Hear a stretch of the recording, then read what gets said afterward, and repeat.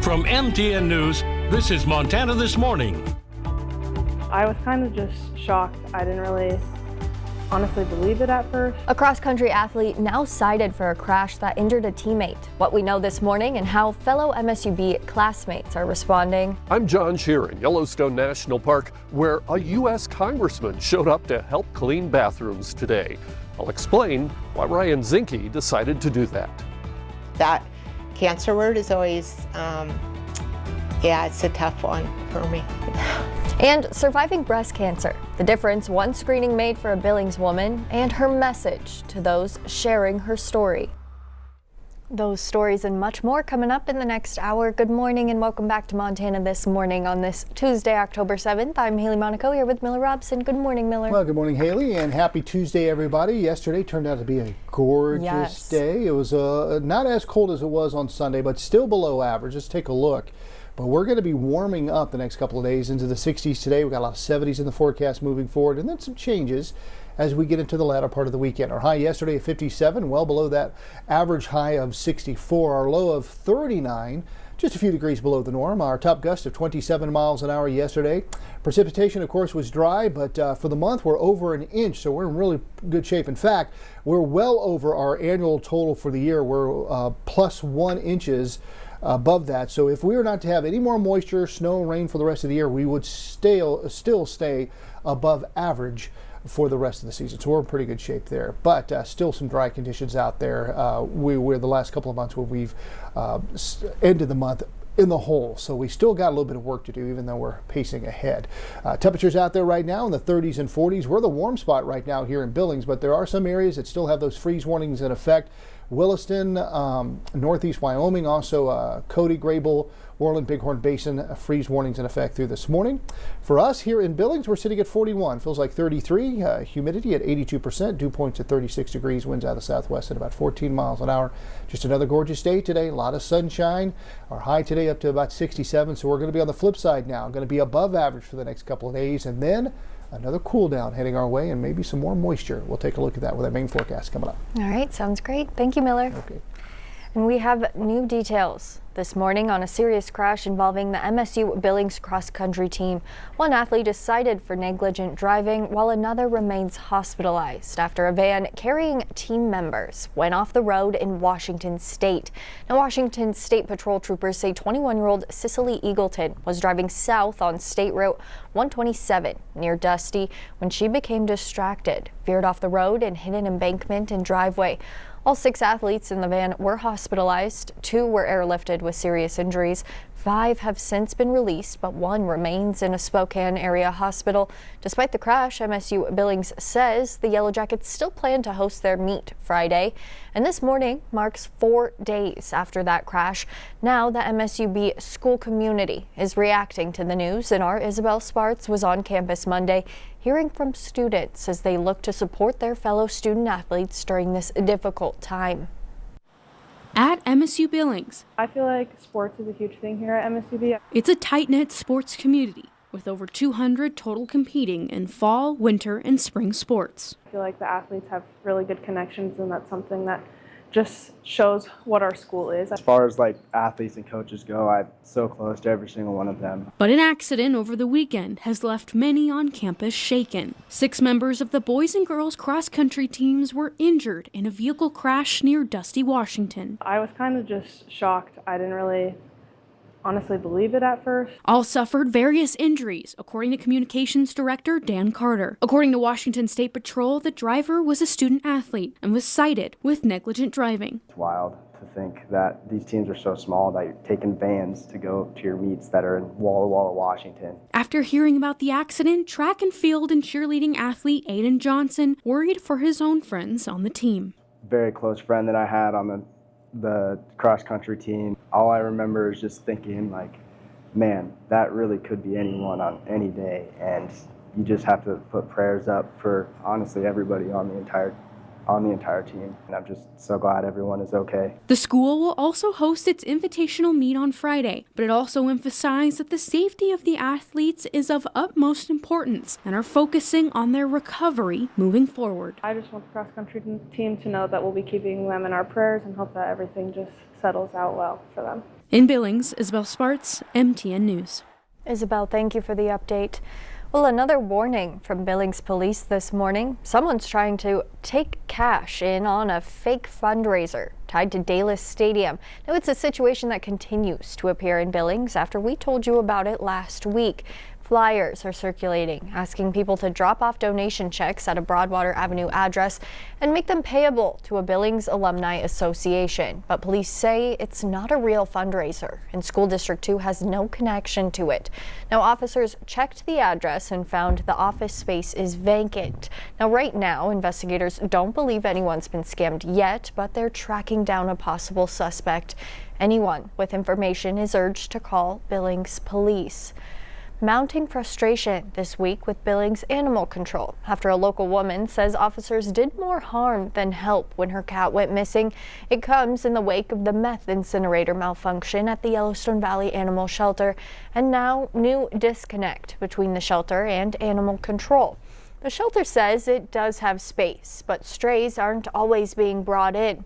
Our Hannah Pettiferi has the latest. So when I called Animal Control, I called and got a hold of the actual officer who took the cat. It all started a week ago, and 7 days later, Callie Kramer's cat Ollie is still missing. She told me that she dropped him off in a field near my house. The cat escaping through what she described as an Ollie crack. I went out back behind my apartment, or my condo, and was calling for him, and my neighbor came out and said, "Are you missing an orange cat?" And I said, "Yeah, I am." She said, "Oh my God, he was inside my house." According to Callie, the neighbor said the cat ran inside her home. It makes sense because our condos are exactly the same. Like, he would have thought that he was at his own place. So she called Animal Control.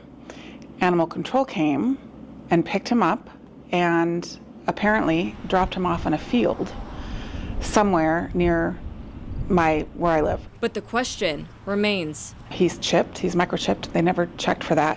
When I talked to the director, he said that it was his understanding that the cat was acting feral, and so that's why they couldn't check for his microchip, which is crazy. Callie is infuriated with how things panned out. The whole thing, it makes me so upset. They didn't attempt at all to get a hold of me. We talked to City Administrator Chris Kukulski, and he said the city is working with YVAS under certain parameters. They told me that the shelter wasn't accepting animals that day, which it absolutely was. MTN talked with Trinity Halverson, the director of YVAS, and she confirmed she has talked with Animal Control last Monday, Tuesday, and Wednesday, confirming it is back to business as usual, even giving Animal Control specifics on capacity. Callie says that she's been talking with both Animal Control and YVAS. The director that I talked to said,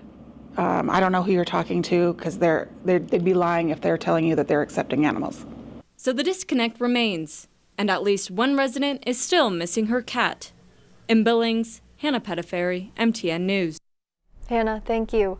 Now, City Administrator Chris Kukulski says the city is currently working with the Department of Environmental Quality to earn a certification of fitness. Now, per DEQ website, the certification process allows property owners who are not legally obligated to voluntarily clean up a property contaminated with methamphetamine. Once completed, Kukulski says the property is considered safe for use. Now, this morning in Washington, the government shutdown continues to stretch into week 2, and there is still no sign of movement from either side. The Senate reconvened Monday afternoon to vote once again, but both proposals, one from Republicans and the other from the Democrats, failed to advance. Now, Democrats are holding out for extending Affordable Care Act tax credits expiring this year and rollbacks to Medicaid cuts. But Republicans say the shutdown needs to end first by passing a short-term spending bill. Hundreds of thousands of federal workers remain furloughed during the shutdown, with some essential employees like military personnel and air traffic controllers working without pay. It's a shutdown that all those associated with Yellowstone National Park are watching closely. Currently, the national parks remain open, but half of staff are furloughed. On Monday, Montana Congressman Ryan Zinke visited Yellowstone National Park as the funding freeze rolls on. MTN's John Shear was there and has more.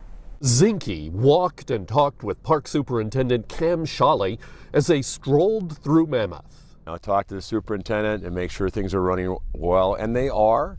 So our parks are open. We got about a month left to come visit. Then the two walked into the public restrooms. When I was secretary, I always said leadership starts at making sure the expectation and experience of a park is brilliant. It should be the best ever. They met with some park employees who are still on the job and then put on the gloves. The former secretary and congressman and the superintendent are out there. I tell you, the bathrooms were spotless. Shawley says about half the National Park Service staff is on the job. The other half are on furlough. If the government shutdown drags on, neither group will get a paycheck in as little as 2 weeks. There's been other shutdowns where the parks have been closed. They've had put chain link fence around monuments. In this case, the parks are staying open, which is an economic driver for those gateway communities. Now, this is a slower time of year for the park. Only about 6% of total yearly visitors come during the month of October. But during the shutdown, businesses like the Mammoth Springs Hotel here remain open. And business people I've spoken to tell me that this is important as they ramp down to the closure before the winter season begins. I do not represent the entire business community when I say that I would advocate to shut the park down, because right now we have understaffed resources that are here to protect the park, and even my role of connecting people into the space depends on the federal employees who are here to be able to protect the resource, to engage with the public. Some groups, including former park managers and superintendents and the National Parks Conservation Association, are urging the Park Service to shut the doors. Every single person in Yellowstone is critical to making sure the park is safe and accessible to visitors. So operating with a skeleton crew and a limited budget is not sustainable. For MTN News, I'm John Shearer in Yellowstone National Park. John, thank you. Now, according to the CDC, breast cancer is the second most common form of cancer in women, impacting 1 in 8 women. But one Billings woman recently underwent treatment for a rare type of breast cancer known as HER2 positive. And our Matt Carmack has the story on how regular screenings led to this discovery and saved her life in the end.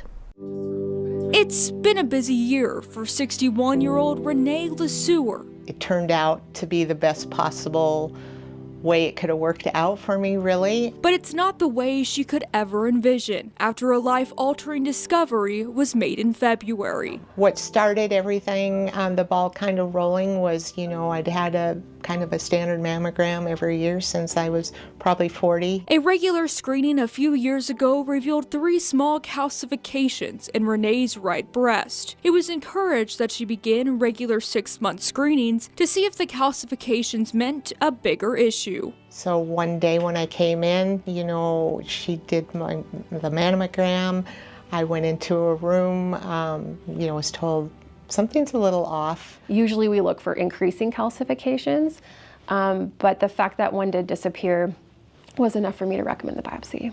It was here at the Yellowstone Medical Center where Dr. Hailey Adler, a breast screening specialist, had discovered that although one of the calcifications had disappeared, a 1-centimeter tumor was hiding in Renee's breast. That cancer word is always, it's a tough one for me.